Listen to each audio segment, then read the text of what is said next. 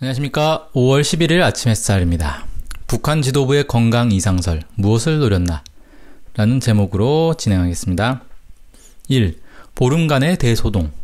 4월 15일 한국 국민의 최대 이슈였던 총선이 끝나고 총선 결과에 대한 분석과 해석이 분분하던 시점에 갑자기 김정은 북한 국무위원장의 건강 이상설이 튀어나왔습니다. 그리고 한국은 물론 세계 언론이 이 문제로 지면을 도배하기 시작했습니다. 건강 이상설을 처음 제기한 건 4월 20일 데일리 NK였습니다. 북한의 태양절이던 4월 15일에 김정은 위원장이 언론에 나오지 않은 것을 이유로 신변에 문제가 있다는 추측성 보도를 한 것입니다. 원래 데일리 NK는 북한에 대한 가짜뉴스를 주로 생산하는 악명 높은 언론입니다. 그래서 이때까지만 해도 사람들은 크게 신경 쓰지 않았습니다. 그런데 다음날 미국의 CNN이 이 보도를 인용 보도하면서 갑자기 세계적인 관심사로 떠올랐습니다. 거기에 탈북자 출신 국회의원 당선자인 태영호가 관련 내용을 확신성 있게 주장하면서 언론은 건강 이상설을 기정사실로 보도하기 시작했습니다. 그러면서 온갖 공상, 판타지 소설이 등장하였습니다. 정부는 특이 동향이 없다면서 사태를 진정시키려 하였지만 오브라이언 미 백악관 국가안보보좌관은 보도들을 면밀히 지켜보고 있다면서 다른 분위기를 보였습니다. 트럼프 대통령은 22일 관련 상황을 모른다라고 하면서 한 발 뺐습니다. 김정은 위원장은 4월 25일 조선인민혁명군 창건 기념일에도 언론에 나오지 않았습니다. 그러자 다음날 일본 아사히 신문은 중국 의료팀이 북한에 들어갔다며 분위기를 띄웠습니다. 트럼프 대통령은 28일 김정은 위원장의 건강에 대해 알지만 말할 수 없다면서 기존의 입장을 바꿔 건강 이상설에 무게를 실었습니다. 급기야 5월 1일 탈북자 출신 국회의원 당선자인 지성호의 99% 확신 발언까지 나왔습니다. 그러나 다음날 북한 노동신문에 김정은 위원장 사진이 등장하면서 지성호를 비롯한 자칭 전문가들과 다수 언론들은 하루아침에 거짓말쟁이가 되어버렸습니다. 2.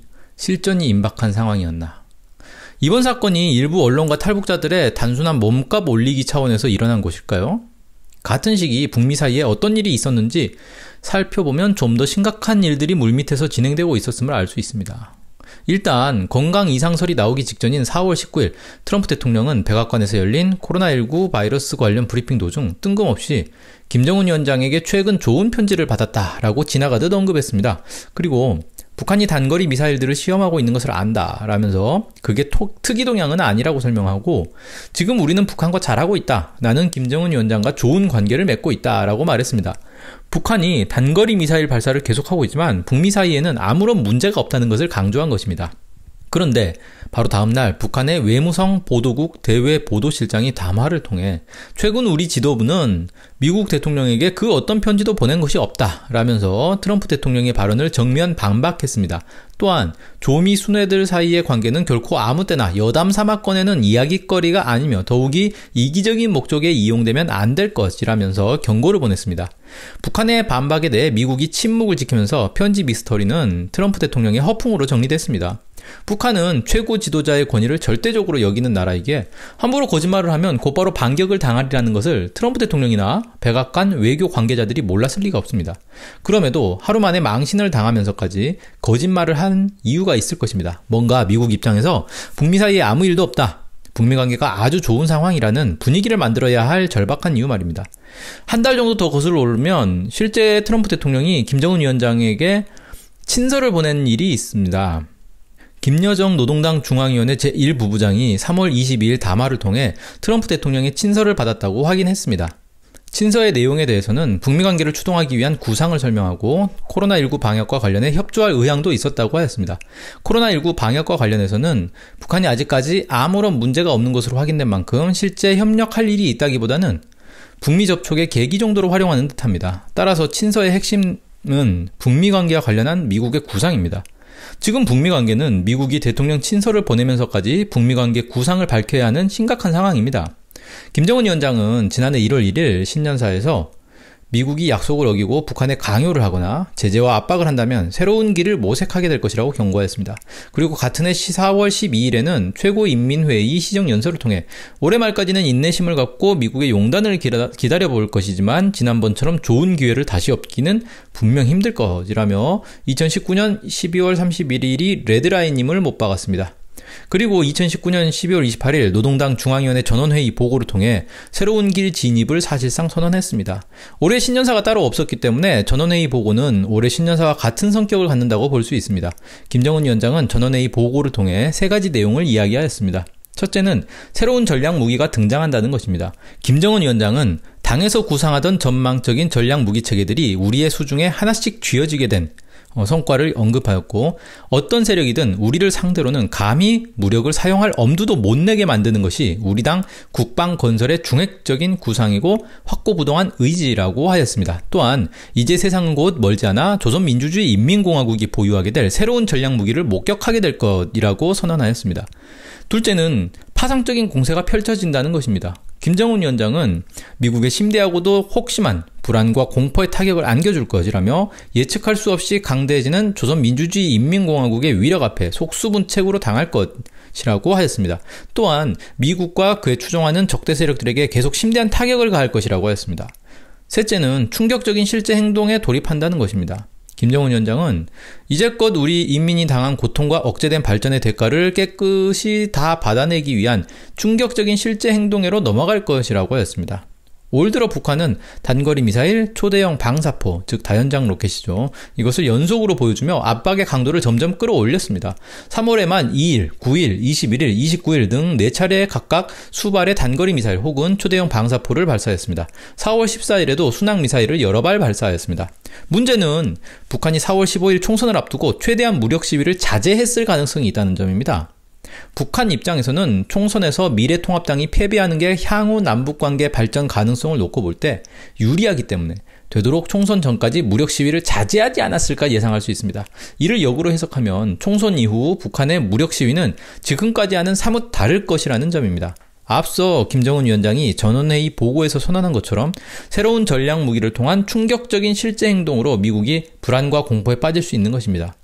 실제로 정경두 국방장관은 4월 24일 국군 의무학교 행사에 참석해 축사를 통해 총선 직후 북한군의 움직임이 심상치 않다고 발언했습니다. 특히 북한 포병 위주의 전투 준비태세 점검 활동과 북한 공군기의 비행 활동이 이례적으로 증가되고 있다며 북한이 계속 긴장의 수위를 높이고 있는 가운데 우리 군은 현 상황을 준전시 상황으로 인식하고 있다고 말했습니다. 언론에는 공개되지 않지만 준전시 상황으로 인식될 만큼 북한군의 움직임이 심상치 않은 것입니다. 트럼프 대통령의 친서는 이런 배경에서 북한에 날아갔습니다. 친서를 보내기 전에 언론에 공개되지 않은 북한의 군사적 움직임이 있었을 가능성도 있습니다. 트럼프 대통령의 친서에 담겼다는 북미 관계 구상은 아마도 북한의 요구를 일정 부분 수용할 테니 미국 대선 전까지 핵실험이나 대륙간 탄도 미사일 발사를 하지 말아달라는 것 아니었을까 싶습니다. 트럼프 대통령이 수용한다는 북한의 요구는 괌에 배치된 전략폭격기를 철수하는 것이었을 가능성이 높습니다. 미국은 4월 16일 괌 앤더슨 공군기지에 전진 배치한 B-52H 전략폭격기 5대를 미 본토로 귀환시켰습니다. 미 군사전문지 성조는 미국 공군은 2004년 이후 순환 배치를 통해 태평양 지역에 지속해서 폭격기 주둔을 유지해오던 오랜 관행을 종식했다라고 하였고, 미국 전략사령부는 전략폭격기는 미국에 영구 주둔한다라고 하였습니다. 일시적 귀환이 아닌 영구 철수인 것입니다. 합참 차장을 지낸 신원식 국회의원 당선자는 미국의 한반도 해구산 전력의 상당한 후퇴로도 볼 수 있다라고 우려했습니다. 원래 미국은 괌에 전략 폭격기들을 순환 배치하였습니다. 예를 들어 2016년 B-51을 대신해 B-1B 폭격기가 배치됐고 2018년에는 B-1B를 대신해 B-52H가 다시 배치됐습니다. 이번에도 B-52 대신 B-1B가 보름쯤 후에 배치됐습니다. 그런데 특이한 건 이번에는 순환 배치라고 하지 않고 영구 철수라고 한 것입니다. 미 국방부는 이번 조치는 미국의 국방 전략에 기초한 전력 운용 개념 조정의 일환이라고 설명했습니다. 국방 전략에 변화가 있다는 얘기입니다. 그렇다면 이번에 배치된 B-1B 역시 일정 기간이 지나면 미국 본토로 영구 철수할 가능성이 있습니다. 미 국방부는 이번 조치가 대북 억제, 즉 미국의 한반도 확장 억제에 미치는 영향은 없었을 것이라고 하였는데, 이 말이 오히려 북한 때문에 철수한다는 점을 확인시켜줍니다. 애초에 괌 미군 기지는 동아시아 전체를 작전 구역으로 합니다. 여기서 미국의 핵심 대상은 당연히 중국과 극동 러시아일 것으로 흔히 생각합니다. 따라서 국방부가 입장을 낸다면 이번 조치가 중국 혹은 러시아에 대한 억제력에 상당한 영향을 미치지 않을 것이라고 했어야 합니다. 특히 최근 미국과 중국은 남중국해에서 다시 군사적 대결에 돌입했습니다. 지난 4월 중순 미 해군 강습 상륙함 아메리카가 남중국해에서 작전에 들어갔습니다.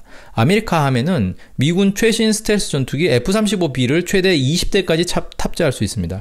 4월 28일에는 미 구축함 메리가 남중국해에 진입했다가 중국 해군 공군의 경고를 받고 퇴각했습니다. 미국은 다음 날에도 이지스 순양함 벙커힐을 남중국해에 투입했습니다. 미국은 중국이 자국 영해라고 주장하는 남중국해에 군함을 투입해 무력 시위하는 작전을 항행의 자유작전이라 부릅니다. 또 4월 30일에는 B-1B 랜서 전략 폭격기 2대를 남중국해 상공에 출격시켰습니다. 이처럼 미국과 중국 사이에 군사적 충돌 위기가 고조되는 상황임에도 미 국방부가 중국이 아닌 북한 이야기를 꺼냈으니 이는 북한 때문에 철수한다는 고백이나 마찬가지입니다. 이처럼 북한의 군사적 움직임에 놀라서 전략 무기를 철수해야만 하는 미군의 심리는 분노와 좌절로 가득 차 있을 것입니다. 그리고 상황을 반전시킬 보복작전에 매달리게 됩니다. 물론 전면전이나 국지전을 감행할 수 없는 미국 입장에서 그나마 기대를 걸 수 있는 것은 참수작전입니다. 이란의 솔레이마니 쿠드스군 사령관을 테러로 살해한 것처럼 말입니다. 물론 추정을 너무 과도하게 하는 것 아니냐고 여길 수도 있습니다. 북미 사이에 군사적 대치가 있긴 하지만 설마 이런 사실상의 전쟁 행위까지 나아가겠냐고 생각할 수 있습니다. 하지만 북미 관계는 평화협정이 체결되고 수교를 맺기 전까지는 법적으로 엄연히 전쟁 상태입니다. 전쟁에서 설마 하는 아니람은 패배와 죽음으로 직결합니다. 게다가 미국이 어떤 나라입니까? 한 나라의 대통령을 기소하고는 그 나라를 쳐들어가 체포하는 만행을 아무렇지도 않게 저지르는 나라입니다. 파나마의 노리에가 대통령 얘기하는 겁니다. 전쟁 상태도 아닌 국가, 즉 이란의 군부대 사령관 솔레이마니를 제3국에서 테러로 살해한 나라입니다. 이런 나라가 점잖게 협상하고 정정당당히 경쟁해 승부를 겨루려 할 것이라는 생각은 지나치게 순진합니다. 미국은 솔레이마니 사령관을 추적하기 위해 정보 제공자, 정찰기, 기타 감시 기법 등 고도의 기밀 정보를 총동원했다고 밝혔습니다. 실제 테러에는 무인기 MQ-9 리퍼 드론을 이용했습니다. 마찬가지로 미국은 김정은 위원장의 행방을 추적하기 위해 정보원 정보, 신호 정보, 영상 정보 등을 총동원했을 것입니다. 실제로 작년 말부터 한반도 상공에 미국의 정찰기가 부쩍 늘어 주목을 끌고 있습니다. 심지어 2월 20일에는 하루에만 5대의 미군 정찰기가 포착돼 관계자들 사이에서 무슨 사건이 벌어졌냐며 논란이 되기도 했습니다. 정찰기 종류도 RC-135W 리벳 조인트, E-80 조인트 스타즈, U-2 드래곤 레이디, RC-12X 가드레일, E-5C 크레이지 호크, EP-32 글로벌 호크 등 다양하며 공군, 육군, 해군 등 소속도 제각각입니다. 다양한 종류의 정찰기가 동원된다는 것은 그만큼 북한에 대한 다양한 종류, 영상, 음성, 전파 신호 등 다양하죠. 이런 정보를 파악하려고 시도했다는 증거입니다. 그러나 북한 지도부가 4월 15일, 4월 25일 등 북한의 주요 기념일의 모습을 드러내지 않으면서 아무 일도 일어나지 않았습니다. 북한 지도부는 이 기간 모종의 작전을 진행한 것으로 보입니다. 3. 보수적폐 입지 만회. 이번 사건이 총선 직후에 벌어지다 보니 보수적폐 세력에게는 총선 참패를 만회할 절호의 기회가 되었습니다. 우선 총선 참패로 대혼란에 빠진 미래통합당 내부의 부끄러운 모습을 어느 정도 숨길 수 있었습니다. 미래통합당은 총선 후 보름이 지나도록 비대위원회도 구성하지 못하는 한심한 상황이었습니다. 미래통합당은 총선 참패의 공범이라 할 김종인밖에 기댈 사람이 없다며 비대위원장에 세우려다 당 내부에서 논란만 가열됐습니다. 사태를 겨우 수습하고 김종인을 비대위원장으로 결정했으나 정작 김종인이 전권을 달라며 비대위원장을 거부하는 황당한 일이 빚어졌습니다. 당 내에서는 답이 없다, 해체하고 다시 시작하자라는 목소리까지 나왔습니다. 그러나 이 기간에 북한 이슈가 언론을 뒤덮으면서 미래통합당의 치부가 집중 부각되지 않았습니다. 또한 전통 반북 보수 지지층을 끌어모을 계기도 되었습니다. 보수 적폐 세력은 분단의 기생에 권력을 누려온 세력입니다. 총선 참패로 자기들 세상이 끝난 줄 알았는데 갑자기 북한 지도부의 건강 이상설이 나오면서 혹시라도 북한이 붕괴하지는 않을지 기대를 모은 것입니다. 그러면서 북한 체제와 북한 지도자에 대한 온갖 비방 중상과 소설 쓰기에 매달렸습니다. 이렇게 보면 확실히 보수 적폐 세력은 북한 악마화와 북한 붕괴론 없이는 생존이 힘든 집단입니다. 하지만 미래통합당과 적폐 언론이 허언증에 걸린 마냥 거짓말을 쏟아내며 전국을 주도하는 것처럼 보였음에도 미래통합당의 지지율은 거꾸로 19%까지 떨어졌습니다. 보수 적폐 세력은 아무리 봐도 가망이 없어 보입니다. 보수 적폐 세력은 정부 여당이 총선 압승을 계기로 남북관계에 속도를 내는 것을 막기 위해 이번 사태를 활용하였습니다. 실제 가능성과는 별개로 문재인 정부와 민주당은 총선 압승에 힘입어 남북관계 발전에 일정한 의욕을 보였습니다. 그러나 건강 이상설로 한국 사회가 혼란에 빠지면서 남북관계도 기대하기 어렵게 되었습니다. 보수 적폐 세력은 북한 사회가 매우 불안정한 것처럼 떠들며 문재인 정부가 대북 정책을 재검토해야 한다고 억지를 부렸습니다. 이번 사태에 앞장선 것은 보수 적폐 언론이었습니다. 앞으로 이들이 무슨 짓을 벌일지는 2017년 대선 패배 후 2018년 지방선거 패배 후 보여준 모습에서 유추할 수 있습니다. 북한에 대한 온갖 음해 모략 보도로 북한을 악마화하기, 자연재해나 사건 사고를 최대한 부각해 사회 혼란을 유도하기, 경제 위기를 무기로 정부 여당 공격하기, 정부 여당 인사가 연루된 범죄 조작하기 등이 예상됩니다. 물론 적폐 언론이 무작정 가짜뉴스만 생산하는 것은 아닙니다. 하지만 어떤 사건을 어떤 관점에서 얼마나 보도하느냐만으로도 충분히 여론을 조작할 수 있습니다. 예를 들어 오거돈 전 부산시장 성추행 사건은 지난 일주일 사이에 1175건, 네이버 뉴스 검색 기준입니다. 1175건이나 보도됐지만 윤석열 장모 사건은 지난 한 달 동안 고작 514건밖에 보도되지 않았습니다. 언론 적폐 청산이 얼마나 시급하고 중요한지를 확인할 수 있습니다. 4. 유인전. 이번 사태 전반의 과정에서 북한도 꾀한 것이 있을 것입니다. 북한은 과거 북미 대결 과정에서도 미국의 움직임을 역이용해 함정에 빠뜨리거나 소득을 올린 일이 종종 있었습니다. 대표적인 게 1998년 금창리 사건입니다. 이번 사태를 북한 입장에서 보면 유인전을 펼쳤다고 볼 수 있습니다. 이번에 미국은 김정은 위원장의 행방을 찾기 위해 기동할 수 있는 모든 정보 역량을 동원하였을 것입니다. 미국 내 정보원들이 모두 움직이고 각종 정찰기와 지상 도청기지, 인공위성, 컴퓨터 바이러스와 해킹 등을 할 수 있는 수단은 모두 등장했을 것입니다. 북한 정보당국은 미리 기다리며 준비하고 있다가 미국의 정보 역량을 속속들이 파악했을 것입니다. 미국의 총체적 정보 능력을 파악한 것입니다. 이는 실제 전쟁에서 1순위로 필요한 것입니다. 북한이 나름 중요한 성과를 냈을 가능성이 있습니다.